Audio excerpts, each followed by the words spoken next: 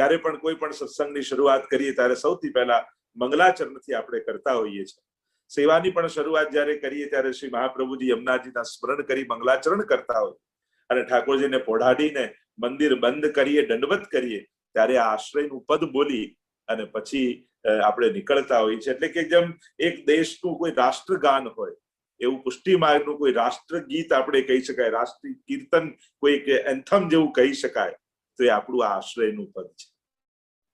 અને લગભગ પ્રત્યેક વૈષ્ણવ સૃષ્ટિનો વૈષ્ણવ આશ્રયના પદથી પરિચિત જ હોય છે. યેન કેન પ્રકારની ગાન પણ કરતા હોય છે. અને આ આશ્રય પદ એને કહેવાય જ આશ્રય પદ. જો મંગળાથી શરૂ થયું, મંગલાચરણથી સત્સંગ શરૂ થયું, પણ એ સત્સંગ અને સેવાની ફલશ્રુતિ શું? તો કે ઠાકોરજીના ચરણોમાં આપણો આશ્રય સિદ્ધ થયો. ભાગવતજીમાં પણ તમે જોવા જાઓ તો દશવિધ લીલાઓનું વર્ણન ભાગવતજીમાં છે. અત્ર સર્ગો વિસર્ગશ્ચ સ્થાનમ પોષણ મૂતય મનવંતરેશાનું કથા નિરોધો મુક્તિરાશ્રય. દશવિધ લીલાઓ ભાગવતજીમાં છે. સર્ગ લીલાથી શરૂ થાય પણ છેલ્લે 12મો સ્કંદ એ આશ્રય લીલા છે. એટલે કે ઠાકોરજીના ચરણોમાં નિરોધ સિદ્ધ થયા પછી પણ, મુક્તિ લીલા એકાદશ સ્કંદ, મુક્તિ મળ્યા પછી પણ છેલ્લે પ્રાપ્ત તો ભગવદ આશ્રયનો જ કરવાનો છે. અને એટલા માટે આશ્રયની લીલા એ ભાગવતજીની અંતિમ દશવિધ લીલાઓમાંની અંતિમ લીલા છે. કારણ કે આશ્રય સિદ્ધ થયો અને એનાથી જ ભગવદ આશ્રય દ્વારા જ આ પુષ્ટિનો પ્રસાદ આપણને પ્રાપ્ત થાય છે. તો એ આશ્રય પદ ઉપર યત્કિંચિત આપણે ચર્ચા કરીશું. ચર્ચાઓ તો ઘણી છે. આશ્રય શબ્દને પણ આપણે ઘણી બધી રીતે વિચારી શકીએ છીએ. કારણ કે મહાપ્રભુજીએ પોતે વિવેક ધૈર્યાશ્રય નામનો જે ગ્રંથ રચ્યો છે અને એમાં આશ્રય શબ્દને બહુ સુંદર રીતે મહાપ્રભુજી સમજાવ્યો છે. અને કેવા કેવા સંજોગોમાં, અનુકૂળતાઓમાં હોય કે પ્રતિકૂળતાઓમાં હોય, ભાવમાં હોય કે અભાવમાં હોય, કુભાવમાં હોય કે ભગવત ભાવમાં હોય, એ અભાવે પણ આશ્રય કરવાની આજ્ઞા મહાપ્રભુજી આપણને કરી છે. ભક્ત દ્રોહે ભક્ત્યા ભાવે ભક્તિશ્ચાતિક્રમે કૃતે અશક્ય વા સુશક્ય વા સર્વથા શરણમ હરિ. શક્ય હોય અશક્ય હોય, ભક્તિના દ્રોહમાં હોય, ભક્તિના અભાવમાં હોય, પણ ભગવદ આશ્રય જેને કર્યો છે ઠાકોરજી એના પર કૃપા નિશ્ચિત કરે છે. શરણ આયે સોહિતારે, જે જન શરણ આયે સોહિતારે. એ ગીતાજીનો સાર લો કે ભગવતજીનો સાર લો, એ આશ્રય શબ્દ એ આ સર્વ ગ્રંથોના સારરૂપ છે. અને એટલા માટે આપણે ત્યાં વિવેક પુષ્ટિ માર્ગમાં છે કે જ્યારે આપણો સત્સંગ વિરામ થતો હોય ત્યારે એ સત્સંગના ફલ રૂપે આશ્રયનું પદ ગવાય છે. વિરામ રૂપે નથી ગવાતું. ઘણીવાર આપણે લોકો એમ માની કે ધી એન્ડ કરવા માટે આશ્રયનું પદ ગાવાનું. આ ધી એન્ડ નથી, આ આખા સત્સંગનું ફલ છે. અને એટલા માટે કહ્યું કે આજનો આ વિષય આખું ભાગવતજી કે ગીતાજીનો ફલાત્મક છે. એટલે હું કીર્તનને સાધારણ શબ્દાર્થ રૂપે પણ સમજાવીશ અને ગૂઢાર્થ રૂપે પણ સમજાવીશ. કારણ કે આ કીર્તન આશ્રયનું પદ આપણા બધાના આધ્યાત્મિક જીવનનો એક ભાગ છે. આપણને બધાને આ પદ સાથે વિશેષ લગાવ છે. પ્રત્યેક વૈષ્ણવ આશ્રયનું પદ લગભગ બધા વૈષ્ણવ ગાન કરતા હોય ને એ ભાવને સ્પર્શ કરાવતું. એટલે આને વિરામનું પદ નહીં માનવું, આને ટોચનું ફલાત્મક સત્સંગનું ફલ શું મળ્યું તો કે દ્રઢઈને ચરણન કેરો ભરોસો. એટલે આને એન્ડ રૂપે ન માનો કે આ પૂરું થવા માટેનું પદ. પૂરું થવાનું નથી. આ આખો સત્સંગ કર્યો એનું ફલ શું તો કે શ્રી વલ્લભના ચરણોમાં અનન્ય આશ્રય. અને જયારે સત્સંગના ફલ રૂપે તમે આ કીર્તનને ગાશો ને ત્યારે આ કીર્તનને ગાવાનો આનંદ જ કંઈ જુદો બદલાઈ જશે. તમને એમ લાગશે આજે મારું સત્સંગ ફલિત થયું અને ફલ રૂપે મને ઠાકોરજી મહાપ્રભુજીના ચરણોનો આશ્રય આપ્યો છે. તો આ ભાવ સાથે આપણે શબ્દાર્થ, ભાવાર્થ, ગૂઢાર્થ બધાના રસ દર્શન કરીશું. થોડોક એક આછો પરિચય આ કીર્તનની રચનાનો જો લઈ લો તો સુરદાસજીની વાર્તા. ઠાકોરજીના સખા છે ને, કૃષ્ણ સખા. લીલામાં એમનું સ્વરૂપ અને સખી રૂપ પણ છે. અને સુરદાસજી પુષ્ટિ માર્ગનું ગૌરવ એ રીતે છે કે 84 વૈષ્ણવમાં હિન્દુ ધર્મમાં સૌથી સુપ્રસિદ્ધ કોઈ ભક્ત રૂપે પ્રસિદ્ધિ પામ્યા હોય તે સુરદાસજી છે. જેમ સનાતન હિન્દુ ધર્મમાં પ્રસિદ્ધ ભક્તોમાં આજે સુરદાસજીનું નામ મોખરે લેવાય છે. શ્રી મહાપ્રભુજીના સેવકોમાંના આ ગૌરવ સમાજ છે. સમગ્ર હિન્દુ સમાજમાં જેમ જુદા જુદા તુકારામ, નરસિંહ મહેતા, મીરાબાઈ, એમ સુરદાસજીનું નામ મોખરે આવે છે. વિશેષ રૂપે વિશેષ આદર સાથે ગવાય છે. અને એટલા માટે સુરદાસજી પુષ્ટિમાર્ગનું ગૌરવ સમાજ. પ્રસંગ તો ઘણા છે સુરદાસજીની વાર્તામાં. નાનપણથી જ એ ભગવત ભાવ પ્રાપ્ત થયો. અંધ હતા. જો સુરદાસ સમકાલીન ઘણા સુરદાસ થયા છે. એ સુરતદાસ નામે હોય, સુર નામે હોય, અનેક પદો સુરદાસજીના નામે એ વખતે પણ જયારે સુરદાસજી હતા ત્યારે પણ ચાલ્યા હતા. તો ત્યાં રાજ બાદશાહે પણ પૂછ્યું કે આમાં સાચા સુરદાસજીનું પદ કઈ રીતે ખબર પડે? તો કે ભાઈ એ પદ એક કાગળ પર લખીને જલ પર મૂકો, જે ડૂબી જાય તો માનજો આ બધા નકલી છે, અને જે કોરું તરતું રહે તો સમજજો આ સુરદાસજીનું પદ છે. કારણ કે આ જલ એ સાગર છે, આ લૌકિકતા છે, અને જેનું પદ લૌકિકતાનો સ્પર્શ સુદ્ધા ન કરે એ જ સુરદાસજીનું પદ છે. એવું પ્રસંગો આવે છે. અને સુરદાસજી માટે તો અનેક અનેક ઉક્તિઓ છે કે એક વ્યક્તિ મૂર્છિત થઈને પડ્યો હતો અને ત્યાંથી જતા હતા કોઈ ભક્ત સંત મહાત્મા, અને પૂછ્યું કે આ મૂર્છિત કેમ છે? બાદશાહે પૂછ્યું કે આ મૂર્છિત કેમ થયો છે? અને ત્યારે એમ કહ્યું, કીધો સુર કો સર લગ્યો, કીધો સુર કી પીર, और કીધો સુર કો પદ સુન્યો, તન મન ધુનત શરીર. એટલે કહ્યું કે ત્રણ અવસ્થા થઈ શકે. આ મૂર્છિત થઈને તડપી રહ્યો છે તો ત્રણ અવસ્થા થઈ છે. કીધો સુર કો સર લગ્યો, કે આ કોઈ સુરવીરનું બાણ એને લાગ્યું છે એટલે તડપી રહ્યો છે. કીધો સુર કો સર લગ્યો, ક્યાંક આ સૂરજનો તાપ એના માથે લાગ્યો, લૂ લાગી ગઈ એટલે તડપી રહ્યો છે. અને જો આ બે ન હોય તો કા સુર કો પદ સુન્યો, ક્યાં સુરદાસજીનું વિરહનું પદ એને સાંભળી લીધું છે અને એટલા માટે વિરહમાં તડપી રહ્યો છે. આવી તત્પરતા સુરદાસજી માટે કહેવાય. પ્રસંગો તો અનેક છે. અને જયારે આપ બધા જાણો છો એમ મહાપ્રભુજી સાથે મિલન થયું, ગૌઘાટ પર શરણે આવ્યા કે મેં તો ભગવત લીલા કછું જાનત નહીં. અને મહાપ્રભુજીએ દશમ સ્કંદની અનુક્રમણિકા સંભળાવી, બ્રહ્મ સંબંધ આપ્યા અને બધી જ લીલાઓ સ્ફુરવા લાગી. સ્ફુરવાની આંખે દેખાવા લાગી. ગોકુલ કે દર્શન કરો એ મહાપ્રભુજીએ કહ્યું. અને હાથમાં માખણનો લોંદો લઈને નવનીત લાલ પ્રભુ નંદાલયના આંગણામાં ડોલતા દેખાયા. ઘુટુરન ચલત રહે તો તનુ મંડિત. અને એ દર્શન સુરદાસજીને થયા. અને પછી તો જેને આંખોના આકારે નથી, વાર્તા સાહિત્યમાં તો લખ્યું છે કે જેને આંખ હોય ને પછી દ્રષ્ટિ જતી રહે એને અંધ કહેવાય, પણ જે જન્મથી જ દેખતો ન હોય એને સૂર કહેવાય. અને એમ કહેવાતું કે સુરદાસજીને તો આંખોના આકાર પણ નહોતા, ચામડી હતી એ ભાગમાં. પણ મહાપ્રભુજીની કૃપાથી જે દિવ્ય દ્રષ્ટિ એમને મળી છે, કેવા કેવા પદો, દેખો હરી નંગમ નંગા, જે ઠાકોરજી વસ્ત્ર ધરે ને જે શ્રૃંગાર ધરે સુરદાસજી એવા પદો ગાય. એવો અનુભવ ઠાકોરજી એમને કરા. અને અનેક અનેક પ્રસંગો તો કેટલા સુરદાસજીઓ, એમાં ચર્ચા કરવા જઈશ તો ઘણો. આપણે તો આશ્રયના પદ પર ચિંતન કરવાનું છે. અને સુરદાસજીનો એમ થયું કે હવે ઠાકોરજી લીલામાં બોલાવી રહ્યા છે. અને આવો ભાવ થયો. આવી ગયા પરાસોલી પાસે અને ચિત્ત ઠાકોરજીના ચરણારવિંદમાં લગાવી દીધું. ગુસાઈજીને જયારે સુરદાસજી ન દેખાયા, પૂછ્યું કે સુરદાસજી ક્યાં છે? કહ્યું કે વો તો પરાસોલી ગયે. અને ગુસાઈજી સમજી ગયા કે હવે સુરદાસજીને નિત્ય લીલામાં પુનઃ પ્રાપ્ત થવાનો સમય થયો છે. ગુસાઈજી તો એટલું બોલ્યા, અરે પુષ્ટિ માર્ગ કો જહાજ જાત હૈ, જાકો કછું લેનો હોય સો લે લો. આ તો પુષ્ટિ માર્ગનો જહાજ છે, જઈ રહ્યો છે. અને જહાજમાં જે બધી જ વસ્તુઓ રત્નો ભર્યા હોય, એવું કે જેને જે લેવું હોય લઈ લે. સુરદાસજીને તો સાગર કહીને બોલાવ્યા ગુસાઈજી. જેમ સાગરમાં અનેક રત્નો ભર્યા હોય એમ સુરદાસજીમાં ભાવોના અનેક રત્નો ભર્યા છે.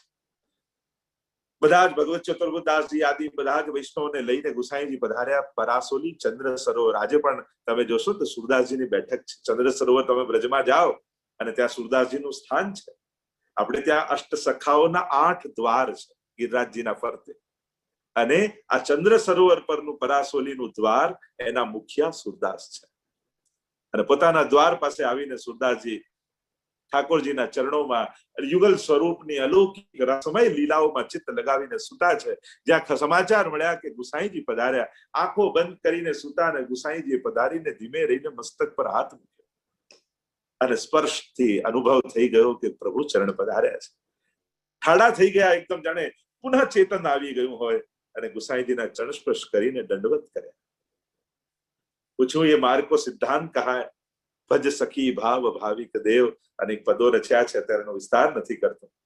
અને ગુસાઈજીએ કહ્યું તો સાગર છે, સુરદાસજીના હૃદયમાં તો આવા અનેક ભાવોના રત્નો ભર્યા છે.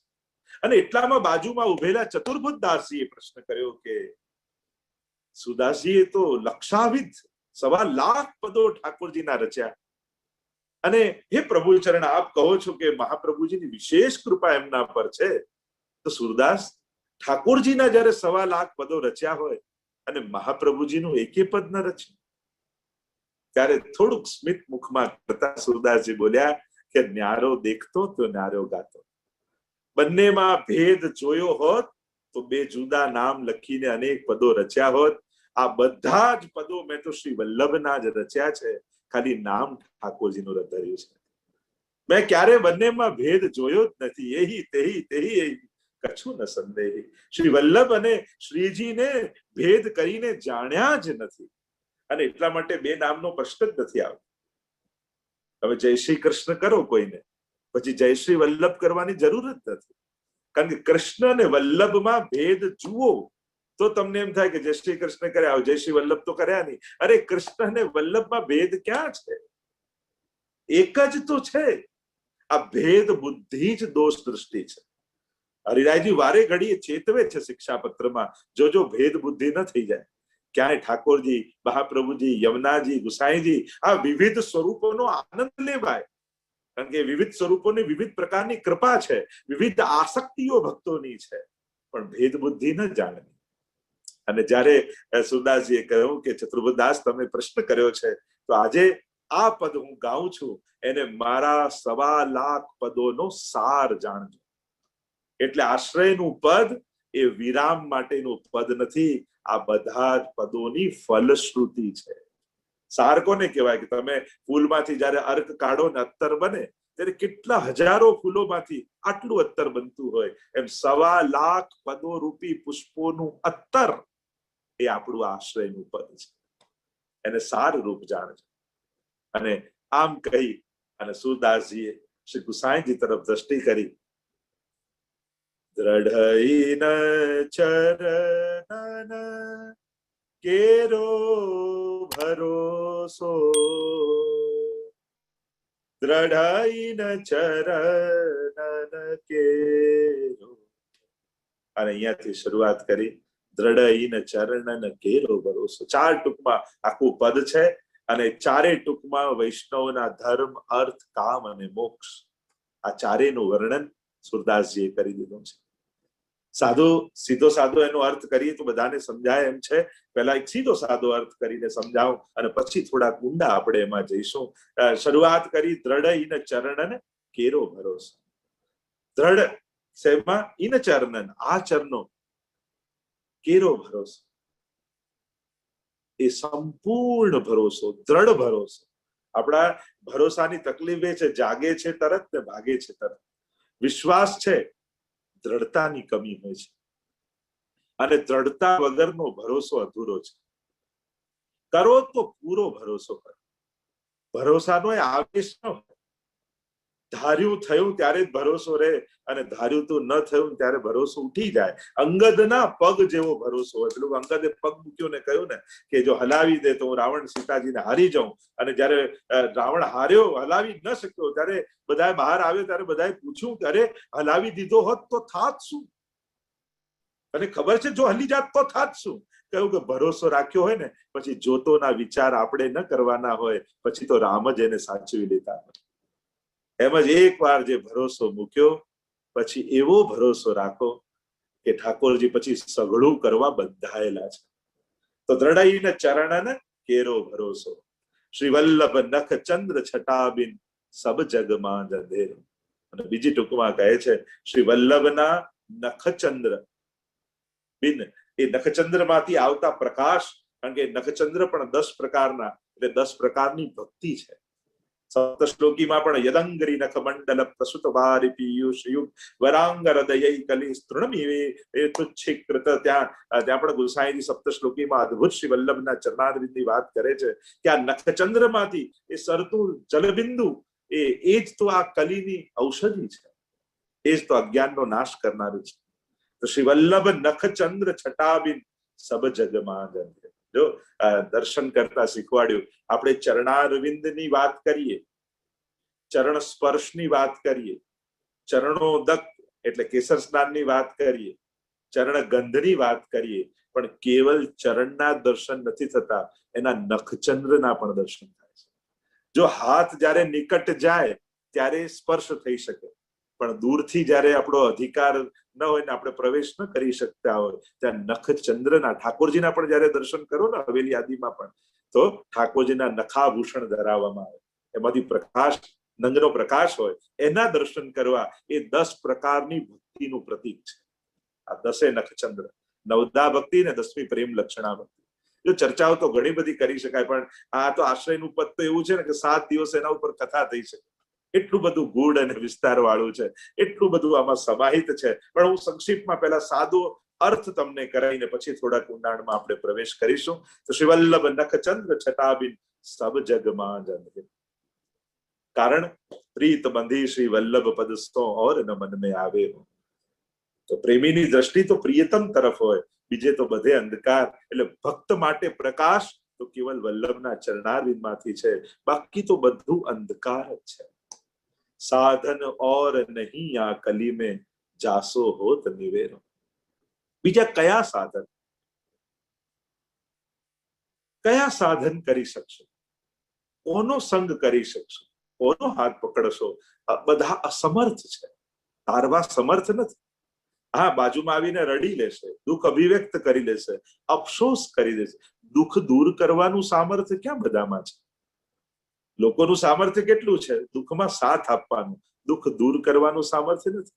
કોઈ પાણીમાં ડૂબતું હોય, બધા સ્વજનો બાજુમાં ઉભા હોય, બધા આપણને સાચો પ્રેમ કરતા હોય, પણ બચાવી કોણ શકે? જેને તરતા આવડતું હોય. કેવલ હૃદયમાં લાગણી માત્રથી કોઈ ઉગારી શકતું નથી. તો ભવસાગર તરવામાં તો બધાય વામણા છે. કોઈ તરી શકે એવા છે?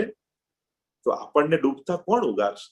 કલયુગ में सब धर्म के द्वारे रोके आए, श्री वल्लभ खिड़की प्रेम की निकस जाए सो जाए. વલ્લભ સાખીમાં આપણે કહ્યું કે બધા જ્યારે દ્વાર બંધ છે ત્યારે કલયુગમાં શ્રી મહાપ્રભુજીના નામની બારી ખુલ્લી છે, અને એમાંથી જે નીકળી ગયું એ પાર થઈ જાય. તો સાધન ઓર નહીં આ કલી મેં. કલીએ બધા જ સાધનો હરી લીધેલા છે. કયા યજ્ઞ, કયા વ્રત, કયા ઉપવાસ, કયા કે આપણે શું કરી શકવાના?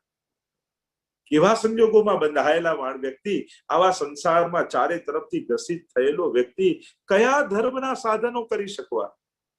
તો આ કલયુગમાં કોઈ સાધનો નથી.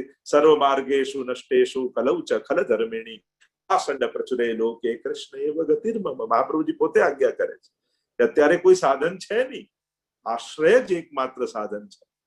અને એટલા માટે કહ્યું સાધન ઓર નહીં આ કલી મેં જાસો હોત નિવેરો. જેનાથી નિવારણ મળે એવું કોઈ સાધન નથી. બધા જ દુનિયાભરના સાધનો કરી જોયા, પણ એમ થયું કે માણસ સાધનોથી ઉલટાનો પરાધીન થઈ જાય છે. ઘણી વાર તો સાધનોમાં જ માણસ એવો બંધાઈ જાય કે સાધનોનું બંધન માણસને થઈ જાય. તો ઘણી વાર એવું હોય, જે સવારે વોક કરવાની જેને બહુ આદત હોય કે રેગ્યુલર મોર્નિંગ વોક કરવા જતા હોય, પણ અઠવાડિયું ના જઈ શકે ને તો એને બીમાર જેવું ફીલ થાય. વોક કરવા નથી જવાતું, એને અશક્તિ જેવું લાગે. હવે જે સ્વાસ્થ્ય માટે કરતા હતા એનાથી જ એટલું પરાધીન થઈ જઈએ કે એનાથી એવા આધીન થઈ જઈએ કે એ ન કરીએ તો બીમાર જેવા ફીલ કરે. તો આ તો એનાથી પરાધીન થઈ ગયા. જેના માટે સ્વાસ્થ્ય, જેનાથી સ્વાસ્થ્ય પામતા હતા એ જ રોગનું કારણ થઈ ગયું. ઘણીવાર ધર્મના સાધનોમાં પણ એવું જ થાય કે આ ઘણીવાર સાધનોમાં આપણે એવા અટવાઈ જઈએ ને કે ઠાકોરજીનું જ વિસ્મરણ કરી બેસીએ અને સાધના શક્તિ પ્રગટ થઈ જાય. સાધન ન થવાનો ભય પેદા થઈ જાય. અરે રોજ માળા કરતી આજે નથી થઈ, આ ચોક્કસ કંઈક ખરાબ થશે. અને એક દિવસે પાછી ગાડીએ ભટકાય એટલે આપણને જો આ માળા ના કરીને એટલે આમ થયું. એટલે સંજોગો એવા બંધ બેસતા થઈ જાય ને આપણે ગોઠવી લઈએ. જો માળા ન કરી કંઈક અહિત થોડી ઠાકોરજી કરે છે. માલાથી આપણો ભાવ રક્ષિત થાય છે, આપણી સુરક્ષા ન થાય એટલે કંઈ ખરાબ થઈ જાય. એટલે ઘણીવાર સાધનોને આધીન આપણે થઈ જઈએ છીએ અને ભગવદ આશ્રય છૂટી સાધનોનો આશ્રય થઈ જાય છે. અને એટલા માટે સુરદાસજી કહે છે સાધન તો આપણા માટે એક જ છે અને એ છે વલ્લભના ચરણારવિંદ. શ્રી વલ્લભનો આશ્રય એ જ ચરણ લગ્યો ચિત મેરો શ્રી વલ્લભ, ચરણ લગ્યો ચિત મેરો, ઇન બિન और कछु नहीं भावे, इन बिन और कछु नहीं भावे, इन चरणन को नेरो श्री वल्लभ, चरण लग्यो चित मेरो। શ્રી વલ્લભના ચરણોમાં જયારે ચિત્ત ચોંટ્યું છે, પ્રીત બંધી શ્રી વલ્લભ પદસો और न मन में આવે, આવી આસક્તિ તો અન્ય કોઈ સાધન, સમર્થ સાધન મળે તો એમાં આસક્તિ જીવને ક્યાં? પુષ્ટિ જીવને તુચ્છ ગમતું જ નથી, કારણ કે એને સર્વોત્તમનો સ્વાદ ચાખ્યો છે, તો એને હિન ક્યાં ભાવવાનું, એને ક્યાં રુચિ આવવાની? અને એટલા માટે સાધન ઓર નહીં આ કલી મેં જાસો હોત નિવેરો, જેનાથી આપણા તાપનું નિવારણ થાય. જો બીજા બધા માટે હશે બધું, વ્રત ઉપવાસ નિયમ સ્વાધ્યાય યજ્ઞ બધું હશે, કારણ કે એમને જોઈએ છે મુક્તિ, જોઈએ છે પુણ્ય, જોઈએ છે સંસાર સુખ, પણ આપણને તો રસેશ કૃષ્ણ જોઈએ છે. અને જેને રસેશ કૃષ્ણ જોઈએ એના માટે તો એક જ સાધન છે, અને એ છે શ્રી વલ્લભના ચરણારવિંદ. અને એટલા માટે આપણું ફલ ઊંચું છે, અને એટલા માટે સર્વોત્તમ સાધન જોઈશે તો સાધન ઓર નહીં આ કલી મેં જાસો હોત નિવેરો, સૂર કહા કહે દ્વિવિધ આંધરો, બિના મોલ કો ચહેરો. સુદાસજી કહે હું બીજું શું કહું, સૂર કહા કહે દ્વિવિધ આંધરો. આંધળો કેવલ નથી પણ દ્વિવિધ આંધળો, જેને બે નથી દેખાતા એવો આંધળો છે. ખરેખર તો જેને બે દેખાય ને, શાસ્ત્ર તો એને અંધ કહે છે કે ઠાકોરજી જુદા ને વલ્લભ જુદા ને ગુસાઈજી જુદા ને પ્રભુ જુદા. પુષ્ટિ માર્ગમાં આંધળો એ છે જે બધામાં ભેદ બુદ્ધિ રાખે છે, અને દ્રષ્ટિ વાળો એ છે જે બધાને એક કરી મેં યાહી મેં યમુના, યાહી મેં ગોકુલ, યાહી મેં બ્રજ મંડલો, સબન તે શ્રી વલ્લભ નામ ભલો. શ્રી હરિરાયજી ને પદ્મનાભદાસજી ની કેવી વલ્લભ રૂપ સુરંગે શ્રીમદ વલ્લભ રૂપ સુરંગે, શ્રીમદ વલ્લભ એન મેન વ્રજરાજ ઉછંગે. તો સાક્ષાત એ જ પ્રભુ ગુરુ રૂપે આપણે ત્યાં પધારે. કારણ કે પ્રભુની બંધનો છે, પ્રભુ બધે ન પણ ગુરુ એવા વલ્લભ રૂપે આપણને પ્રભુ મળ્યા કે એક ઠાકોરજી શ્રીનાથજી તો પ્રભુ, પણ જયારે એ વલ્લભ બનીને આવ્યા ત્યારે એ મહાપ્રભુ બનીને આવ્યા. ઠાકોરજી તો પ્રતીક્ષા કરે કે મારા મંદિરમાં જીવ ક્યારે આવે, પણ આ મહાપ્રભુ પ્રતીક્ષા નથી કરતા.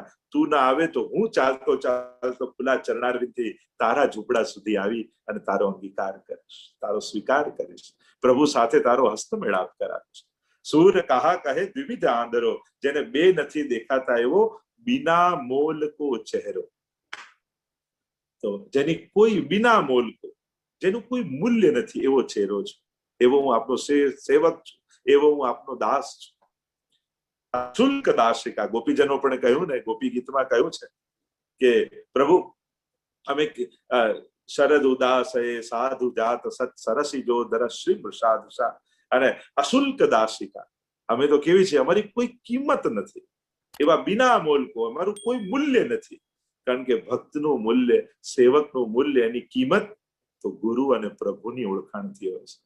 અને જયારે સેવકનો પરિચય કોઈ વ્યક્તિ તરીકે આપવામાં આવે ને, એમાં સેવકની હાર છે, અને સેવકની સફળતા શેમાં છે? આ છે ને મહાપ્રભુજીનો સેવક છે, આ છે ને ઠાકોરજીનો દાસ છે. જ્યારે આપણે વલ્લભ અને શ્રીજીથી ઓળખાઈએ ને, આપણા ગુરુ અને આપણા પ્રભુથી આપણી ઓળખાણ થાય ને, ત્યારે માનજો કે આ સેવક તરીકે હું સફળ થયો છું. વ્યક્તિ તરીકે વાહવાઈ મળે એમાં ભક્તની સફળતા નથી. એ ભક્ત તરીકે, દાસ તરીકે, સેવક તમે જ્યારે તમારી સેવાથી ઓળખાઓ, કોઈ હવેલીમાં બુહારીની સેવા કરતો હોય, કોઈ બાળાજીની સેવા કરતો હોય, કોઈ ભંડારની સેવા કરતો, અને જયારે કોઈ વલ્લભકુલ પધારે અને તમારી કોઈ ઓળખાણ વૈષ્ણવ, આ માલાજી સિદ્ધ કરે છે ને, એ આ વૈષ્ણવ. જે આ વખાણ કરે માલાજી બહુ સુંદર થાય છે, એ આ વૈષ્ણવ કરે છે. આ ચોખ્ખાઈ જોઈ આ પૂછતા કે આટલું ચોખ્ખું, આ વૈષ્ણવ બુહારી કરે છે.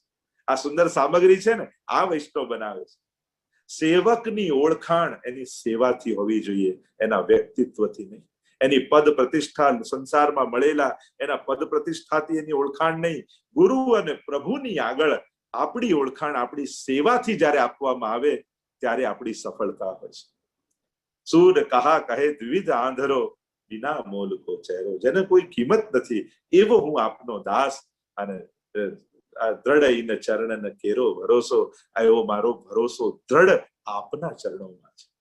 તો આ એક આપણે સીધી સાદી વ્યાખ્યાની ચર્ચા કરી. જો હજી થોડા ઊંડા આપણે ઉતરી આશ્રયના પદમાં, કારણ કે એની મહિમાઓ ભક્તોએ આચાર્યો અનેક પ્રકારથી ગાય છે. હું શીઘ્રતાથી એટલે જ જઈ રહ્યો છું કે બધા વિષયનું આવરી શકું. તો એમ જ 4 ટૂંક છે એમાં. એટલે વૈષ્ણવના ધર્મ, અર્થ, કામ અને મોક્ષ, આ ચારેયનું વર્ણન. એટલે કે આશ્રયના પદ ગાન માત્રથી વૈષ્ણવના ચારે પુરુષાર્થ સિદ્ધ થઈ જાય છે. અને ચારે પુરુષાર્થ મહાપ્રભુજીએ ચતુશ્લોકી નામના ગ્રંથમાં બતાવ્યો. સર્વદા સર્વભાવેન ભજનીય. કદાચ એ ચારે શ્લોકોને ન લઉં તો મહાપ્રભુજીની કારિકા જો હું તમને સ્મરણ કરાવું તો વૈષ્ણવનો ધર્મ, અર્થ, કામ અને મોક્ષ શું? તો કે પુષ્ટિ માર્ગે હરે દાસ્યમ ધર્મ, અર્થો હરિદેવહિ, કામો હરિર્દિદૃક્ષૈવ, મોક્ષ કૃષ્ણસ્ય ચેત ધ્રુવમ. આ વૈષ્ણવના ચારે પુરુષાર્થ કયા? જેમ સાધારણ વ્યક્તિના હોય ને ધર્મ, અર્થ, કામ અને મોક્ષ, એના માટે સાધારણ વ્યાખ્યા હોય, પણ વૈષ્ણવ એ ભક્તિ માર્ગી છે. એટલે ભક્તિ માર્ગીઓનો ધર્મ, અર્થ, કામ અને મોક્ષ શું? તો ધર્મ શું છે? તો પુષ્ટિ માર્ગે હરિર દાસ્યમ ધર્મ, પ્રભુની દાસતા એ જ વૈષ્ણવનો ધર્મ. સર્વદા સર્વભાવેન ભજનીય વ્રજાધિપ. આ પહેલા શ્લોકમાં મહાપ્રભુજી ચતુશ્લોકીમાં ધર્મ બતાવ્યો. સ્વસ્યાયમેવ ધર્મો હિ નાન્યક્વાપી કદાચન. તો દાસતા એ જ ધર્મ. અને એટલા માટે પહેલી ટૂંકમાં કહ્યું દ્રઢ ઇન ચરણન કેરો ભરોસો. આપણી દાસતા ક્યાંથી સિદ્ધ થશે? તો કે શ્રી વલ્લભના ચરણારવિંદ. અને દાસ ભાવ માટે એટલે ચરણોનો સ્પર્શ થાય. જો બધી સેવા કર્યા પછી, તમે બધા શ્રૃંગાર કર્યા પછી પાછા આપણે ચરણસ્પર્શ શ્રૃંગાર કર્યા પછી કરીએ, કારણ બધે મુખારવિંદ સુધી ને બધે પહોંચ્યા, પણ આપણી ગતિ તો ઠાકોરજીના ચરણારવિંદમાં જ છે. આપણો અધિકાર તો ચરણારવિંદમાં જ છે. એટલે ચરણોનો સ્પર્શ કરીએ છીએ. કારણ કે મૂર્તિમંત ભક્તિ રૂપા છે ચરણારવિંદ છે ને. સુબોધનીમાં મહાપ્રભુજી સમજાવે છે કે ભક્તિનું મૂર્તિમંત આધિદૈવિક સ્વરૂપ ઠાકોરજીના બંને ચરણારવિંદ છે. અને એટલા માટે ન મસ્તકનો સ્પર્શ કરીએ, ન હસ્તનો સ્પર્શ કરીએ, આપણે શું કહીએ? ચરણ સ્પર્શ. કારણ કે દાસ ભાવ આવે ત્યારે ચરણ સ્પર્શ થાય એમ નથી. ચરણ સ્પર્શ કરશો તો ઠાકોરજી દાસ ભાવનું દાન કરશે. અને દાસ બનવું એ બહુ મોટી સિદ્ધિ છે પુષ્ટિ માર્ગમાં. સેવક બનવું એ બહુ મોટી સિદ્ધિ છે. સ્વામી બનીને બધા જ ફરતા હોઈએ છે. આ હું માલિક, આ બધું મારું, મેં બધું ઉભું કર્યું, મારી મહેનત, મારો પુરુષાર્થ, મારું ભાગ્ય, મારી હોશિયારી, આ બધા માલિકપણા છે. દાસપણું શું છે? આ ઠાકોરજીની કૃપાથી છે. પ્રભુ કરાવે છે, પ્રભુએ આપેલું છે આ દાસ ભાવ. સંજોગો બદલાઈ નથી દેવાના, વસ્તુઓ કોઈ લઈ લેવાનું નથી, પણ તમારી વૃત્તિ બદલાશે ને તો આ બધી વસ્તુઓને પ્રસાદી રૂપે સ્વીકારીને માણી શકશો. અને પોતાનું ઉપાર્જિત કરેલું માનશો તો આ બધું ભાર બની જશે. મેળવેલું જ પતનનું કારણ બની જશે. આ જ જીવનનો ભાર બની જશે. જે ભેગું કર્યું છે અને એમાં જ આપણે દબાઈ જઈશું જો ઠાકોરજીનું આપેલું નહીં માનો. અને એટલા માટે પહેલી ટૂંક એ ધર્મ છે. બીજું શ્રી વલ્લભ નખચંદ્ર છટાવિન સબ જગમાં અંધેરો. એ જ આપણો અર્થ. કારણ કે પ્રભુ જ અર્થો હરિદેવહી. મહાપ્રભુએ સમજાવ્યું વૈષ્ણવનો અર્થ પુરુષાર્થ કયો? તો કે પ્રભુ પોતે જ અર્થ છે. અને નખચંદ્ર એ તો ચરણારવિંદ તો આપણા ધન છે. આ ધર્મ હિતે પાયો યહ ધન, ધર્મ હિતે પાયો. આપણા માટે તો ધન આ જ છે. ઠાકોરજી જ પ્રભુના ચરણારવિંદ જ ફલાત્મક છે અને એ જ અર્થ રૂપે મળ્યા છે. તો કામ પુરુષાર્થ ત્રીજી ટૂંક સાધન ઓર નહીં આ કલી મેં જાસો હોત નિવેરો. જ્યારે ચરણારવિંદમાં અનન્ય આસક્તિ પેદા થાય અને આસક્તિને કારણે એ સમજ પેદા થાય છે કે આના સિવાય બીજું કોઈ સાધન નથી. અને કદાચ હોય તોય મને એમાં રુચિ નથી.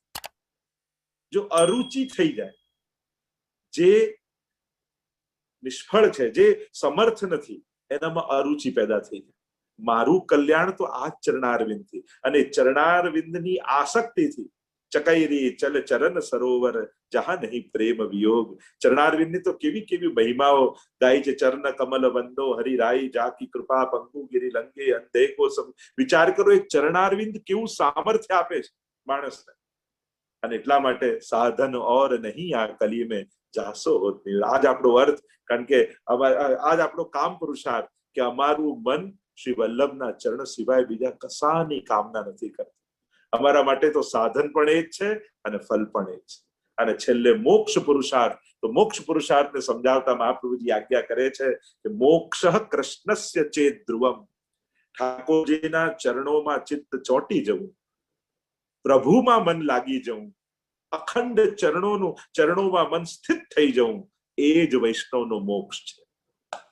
તો સૂર કહા કહે દ્વિવિધ આંધરો બિના મોલ કો ચહેરો. કે મને તો બીજું પ્રભુ ને વલ્લભ સિવાય એવું ઐક્ય થઈ ગયું છે કે હું તો આપનો દાસ બની, બિના મોલનો ચહેરો બની અને સદાય ચરણારવિંદનો અખંડ આશ્રય કરવા માંગુ છું. મારા માટે તો આ જ મોક્ષ છે. તો આમ ધર્મ, અર્થ, કામ અને મોક્ષ, આ એક પદ ગાવાથી વૈષ્ણવના ચારે પુરુષાર્થ સિદ્ધ થઈ જાય છે. આવી તો અનેક પ્રકારની મહિમાઓ ચરણારવિંદના આ આશ્રયના પદની ગાઈ શકાય છે. તો તમારે ધર્મ, અર્થ, કામ અને મોક્ષ સિદ્ધ કરવા હોય તો જેમ બીજા લોકોને અનેક પ્રકારના સાધનો કરવા પડે, તમારે સાધન કરવાની જરૂર નથી. આખો સત્સંગ કર્યા પછી જ્યારે આશ્રયનું પદ ગાશો ત્યારે તમારા ચારે પુરુષાર્થ સિદ્ધ થઈ જશે. એને વિરામ રૂપે નહીં, એને ફલ રૂપે ગાજો. ફરી તમને આ તમારો દ્રષ્ટિકોણ એક બદલી દઉં છું. લોકો એમ સમજે પછી પૂરું કરવા માટેનું. અરે પૂરું કરવા માટેનું નથી, પૂરું થવા માટેનું છે. પૂર્ણ થવા માટેનું આ પદ છે કે આ ગાવાથી આપણો સત્સંગ સાચા અર્થમાં પૂર્ણ થયો. જેમ કોઈ વાક્યમાં પૂર્ણ વિરામ ન લગાવો ને તો એ વાક્ય હજી અધૂરું લાગે, એમ લાગે કે હજી કાંઈ લખવાનું બાકી છે. પણ જયારે પૂર્ણ વિરામ લાગી જાય ત્યારે એ વાક્યને પૂરું કરી દેતું હોય છે. એમ જ સત્સંગ આશ્રયના આ પદ વગર અધૂરું છે. અને જયારે આશ્રયના પદનું પૂર્ણ વિરામ લાગે ત્યારે સત્સંગ પૂર્ણ ફલિત થતું હોય છે, પૂર્ણતાને પ્રાપ્ત કરતું હોય છે. તો એ ફલ રૂપે આ સત્સંગ આશ્રયના પદ દ્વારા જીવને ગ્રહણ થાય છે. અને એટલા માટે આશ્રયનું પદ ચારે પ્રકારના ધર્મ, અર્થ, કામ અને મોક્ષ એને સિદ્ધ કરનારું છે. આશ્રયનું હજી તમને થોડુંક ઊંડાણમાં લઈ ગયો. આ જ પદને હજી થોડાક વિસ્તારથી જો ચિંતન કરીએ તો તમે એક એક અક્ષર જો ગણો તો દ્રઢ ઈ ન ચર ન કેરો ભરોસો, એક એક અક્ષર ગણો તો પહેલી ટૂંકનું થાય 13 અક્ષર, બીજાના થાય 21 અક્ષર. શ્રી વલ્લભ નખ ચંદ્ર છટા બિન સબ જગ માં જ અંધેરો. તમે કાઉન્ટ કરો, શ્રી વલ્લભ નખ ચંદ્ર છટા, એમ કરો તો 21 અક્ષર થશે. પછી ત્રીજી ટૂંકનું થાય સાધન ઓર નહીં આ કલી મેં જાસો હોત નિવેરો, એટલે 18 અક્ષર. અને છેલ્લી ટૂંકનું થાય સૂર કહા કહે દ્વિવિધ આંધરો બિના મોલ કો ચહેરો, 19 અક્ષર. એટલે આશ્રયનું પદ યાદ રાખવું હોય તો તમારે આ ફોન નંબર ઠાકોરજીનો, શ્રી મહાપ્રભુજીનો ફોન નંબર છે 13, 21, 18 અને 19. આ ડાયલ કરશો ને સીધો ફોન મહાપ્રભુજી ઉપાડશે. લોકોને આજકાલ નંબરનું ડેટું બહુ હોય છે ને, આ એવો કોડ નંબર છે. કારણ કે લોકોને ક્રેડિટ કાર્ડ ને આ બધા નંબરના પાસવર્ડ હોય છે ને, આ એક એવો પાસવર્ડ છે કે આ પાસવર્ડ નાખશો તો ઠાકોરજીની નિકુંજ લીલાની વેબસાઇટ ખુલી જશે, એ નિકુંજના લીલાના દ્વાર ખુલી જશે. એવો આ નંબર ડાયલ કરવાનો છે. 13, 21, 19 અને 18. સૌથી પહેલા એક અક્ષરને જો તમે ગણો તો 13 અક્ષર પહેલી લાઈનના છે. તો આ 13 અક્ષર શેના માટે? આ પ્રથમ ટૂંક ગાવાથી થશે શું? દ્રઢ ઈન ચરણ કેરો ભરોસો. તમે તો એક લાઈન બોલી ગયા પણ એ બોલવા ખાતર બોલ્યા નથી. આ 13 અક્ષર શેના માટેના છે? આ એક લાઈન બોલવાથી થશે શું? દ્રઢ ઈન ચરણ કેરો ભરોસો. શ્રી મહાપ્રભુજીના ચરણમાં દ્રઢ ભરોસો કઈ રીતે થશે? શેનાથી? આ એક ટૂંક ગાવાથી શું મળશે? તો કે 13 અક્ષર એટલે અષ્ટાક્ષરના 8 અને પંચાક્ષરના 5. 8 અને 5 થાય 13. આ બે કંઠી તમે ધારણ કરી રાખી છે ને ગળામાં, આ બે મંત્રની તમે કંઠી ધારણ કરી છે. એક મંત્રની કંઠી છે અષ્ટાક્ષર મંત્ર શ્રી કૃષ્ણ શરણમ મમ, અને બીજી કંઠી છે પંચાક્ષર મંત્ર. જ્યારે બ્રહ્મ સંબંધ તમને હાથમાં તુલસીદલ લઈને મહાપ્રભુજીએ કોઈ વલ્લભ કુલ થકી તમને અપાવ્યું, અને ત્યારે ગદ્ય મંત્ર, ગદ્ય બોલ્યા હજારો વર્ષોથી વિકુટો પડેલો આ જીવ ગદ્ય, અને છેલ્લે 5 અક્ષર કૃષ્ણ તમારો છું. જે ગદ્ય મંત્ર આપણે પંચાક્ષરનો એવો અહોભાવ રાખીએ છીએ કે અપરસમાં ઠાકોરજી આગળ જ બોલાય, પણ કૃષ્ણ તમારો છું એ પંચાક્ષર મંત્ર. એમ અષ્ટાક્ષર અને પંચાક્ષર આ એક ટૂંક બોલવા માત્રથી જીવને ફલિત થઈ જાય છે. કારણ કે અષ્ટાક્ષર એ 7 પ્રકારની ભક્તિ સિદ્ધ કરાવે છે, અને પંચાક્ષર સખ્ય અને આત્મનિવેદન આ 2 પ્રકારની ભક્તિ સિદ્ધ કરાવે છે. એટલે કે પહેલી ટૂંક ગાવા માત્રથી અષ્ટાક્ષર અને પંચાક્ષર બંને ફલિત થાય, એનો અર્થ નવધાએ નવધા ભક્તિ તમને સિદ્ધ કરાવનારી છે. આ એક આશ્રયના પદની પહેલી દ્રઢ ચરણ કેરો ભરોસો, ભલે ગમે તે રાગમાં ગાયું, વાંચ્યું, બોલ્યા, પણ આ શબ્દો સાધારણ નથી. કોઈ ભગવદીના મુખમાંથી ગુસાઈજીની સન્મુખ નીકળેલા શબ્દો છે.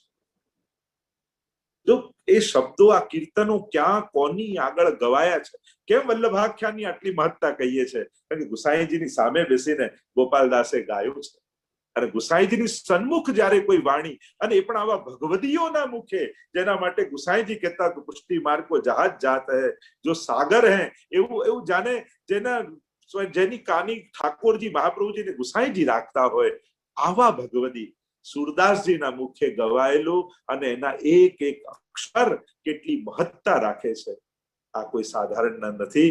ભગવદીઓના મુખમાંથી નીકળેલા પ્રત્યેક શબ્દો સ્વરૂપાત્મક અને ફલાત્મક હોય છે. અને એટલા માટે તો દરેક કીર્તનના અંતમાં છાપ બોલવામાં આવે છે, કારણ કે પદ તો ગાયું, પણ આ ભગવદીનું સ્મરણ કરીશું ને તો આ લીલા આપણને પણ ફલિત થશે, તો જ આ પદ આપણને ફલાત્મક થશે, આપણને પણ એ લીલાના દર્શન થશે. ખરેખર એ છાપ એ કાની છે કે સુરદાસજીની કાનીથી અમને આ લીલાના દર્શન થાય. સુરદાસજીનો તો કેવો મનોરથ, 1.25 લાખ પદોનો મનોરથ હતો, અને 25,000 પદો તો સ્વયં ઠાકોરજી આવીને સુર શ્યામ નામથી લખી ગયા. એવી કૃપા. તો પહેલી ટૂંક 13 અક્ષર અષ્ટાક્ષર અને પંચાક્ષર સિદ્ધ કરાવનારી છે. કદાચ એ દિવસે અષ્ટાક્ષરની માળા તમે ન કરી હોય, કદાચ એ દિવસે પંચાક્ષરની માળા યા એનો પાઠ ઠાકોરજી આગળ ન કર્યો હોય, પણ આશ્રયનું પદ એ દિવસે રાતના સૂતા પહેલા ગાવ. આ એક ક્રમ તો બધા જ બનાવી લો કે ભલે બીજા કાંઈ કોઈ ક્રમ ન રહે, સવારે અમુક પાઠના ક્રમ પર રાતના સૂતા પહેલા આશ્રયનું પદ ગાઈને જ સૂવું. કારણ કે એનું મહાત્મ્ય ત્યારે તમે જાણશો, ત્યારે તમને ખ્યાલ આવશે કે આ એક પદ 4 ટૂંક ગાવાથી કેટલા વેદ વેદાંતો અને સર્વશાસ્ત્રોના સાર આમાં આવી જાય છે, એના ફલ આપણને મળી જાય છે. એટલે આજે જે કોઈ શ્રવણ કરી રહ્યા છે એમને હું ખાસ અનુરોધ કરીશ, તમે વૈષ્ણવ છો, એક વસ્તુ યાદ રાખજો, આશ્રયનું પદ ગાયા વગર આંખ મિચાવી ન જોઈએ. અને હું તો કહું, આજે સૂતા કોણ જ્યારે કાલે ઉઠીએ ન ઉઠીએ, અને આશ્રયનું પદ ગાઈને સૂતા હશો ને તો નિશ્ચિત વાત છે તમારી ક્યારે અધોગતિ નહીં, ઠાકોરજી આવીને તમારો સ્વીકાર કરશે. અને એટલા માટે એ પંચાક્ષર અને અષ્ટાક્ષર, પંચાક્ષરથી નામ, અષ્ટાક્ષરથી નામનો અધિકાર છે, અને પંચાક્ષરથી સ્વરૂપ સેવાનો અધિકાર છે. રૂપ નામ વિભેદેન બંને છે ને, સેવાયામ વા કથાયામ વા.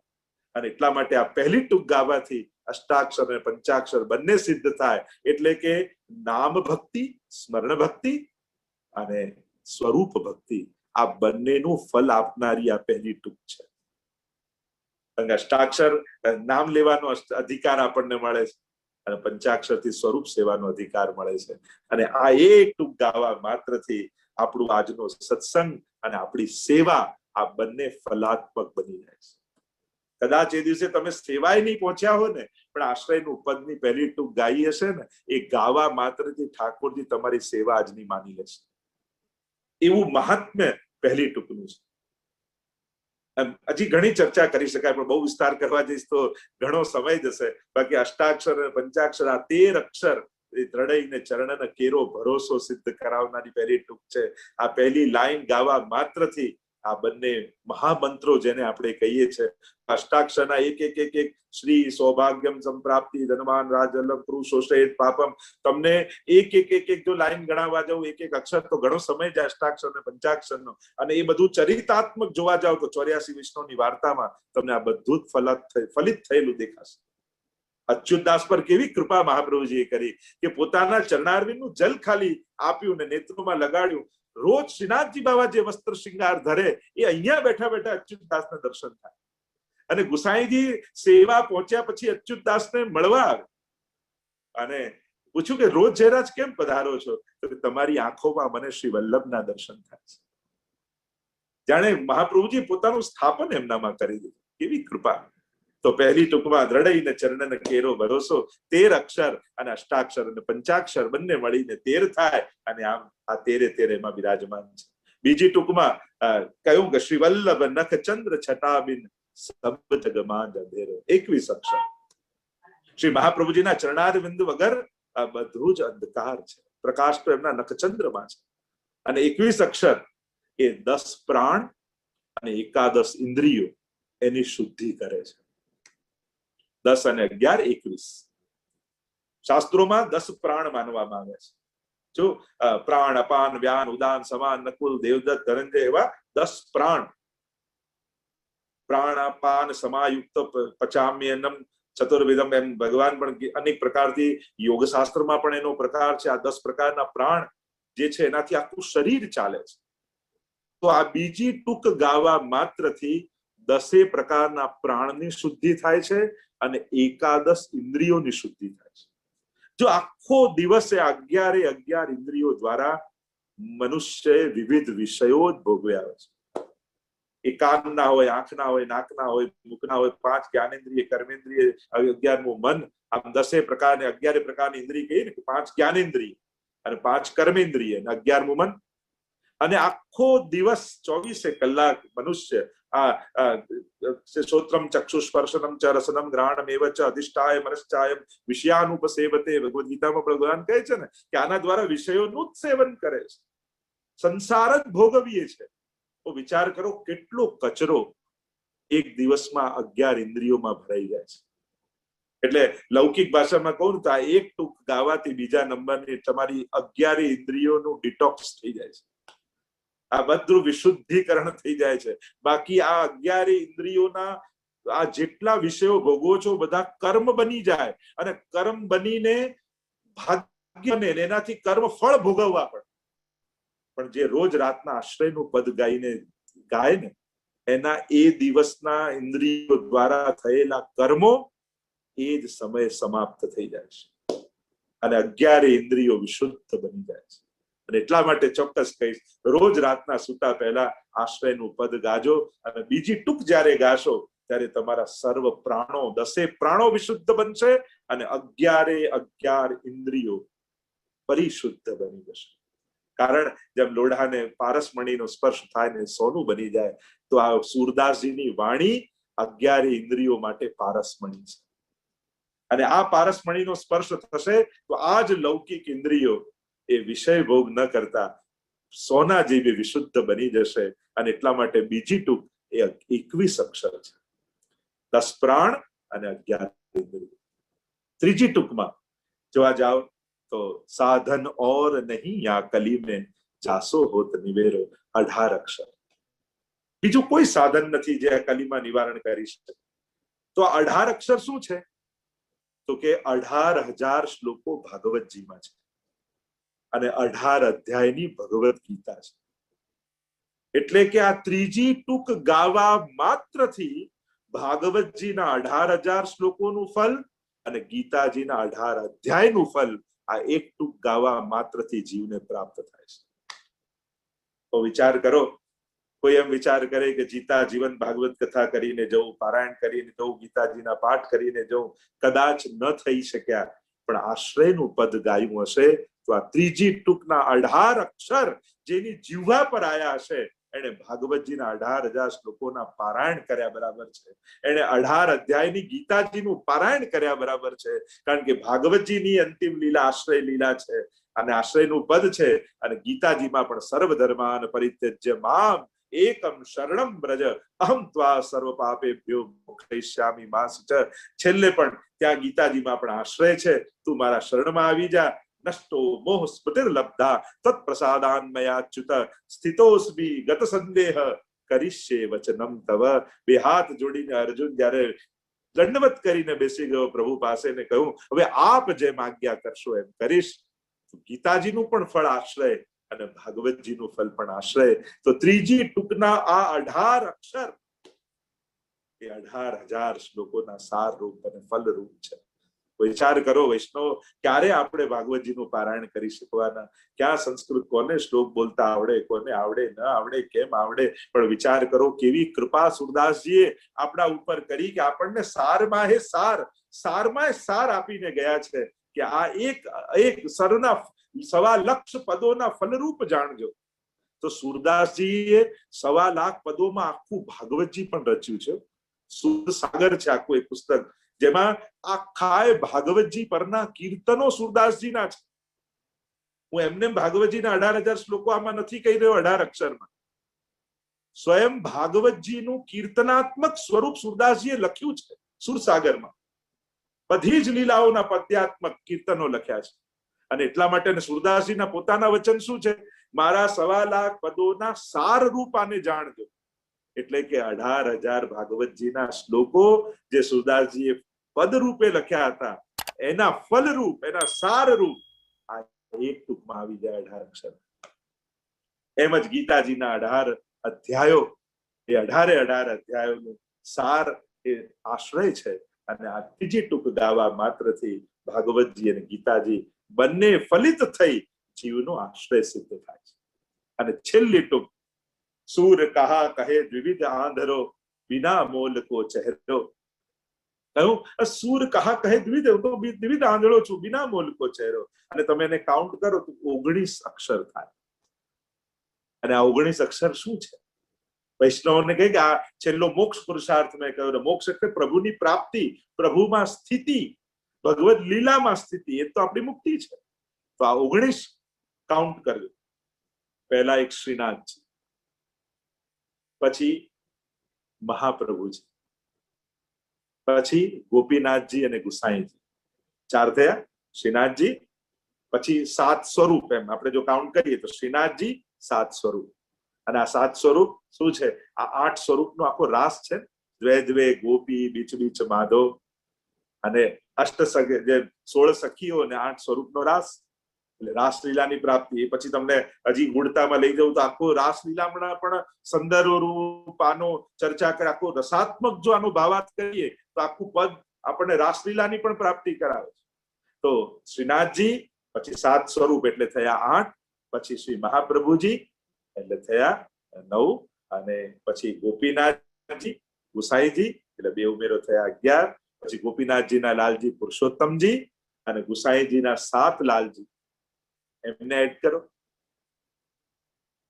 અને આમ જો તમે કાઉન્ટ કરતા જાઓ તો થયા શ્રીનાથજી 1, પછી 7 સ્વરૂપ એટલે થયા 8, પછી શ્રી મહાપ્રભુજી એટલે 9, ગોપીનાથજી અને ગુસાઈજી એટલે 11 ને થયા જે 7 સ્વરૂપ અને 7 લાલજી એટલે થયા 18, અને પુરુષોત્તમજી શ્રી ગોપીનાથજીના લાલજી એટલે થઈ ગયા 19.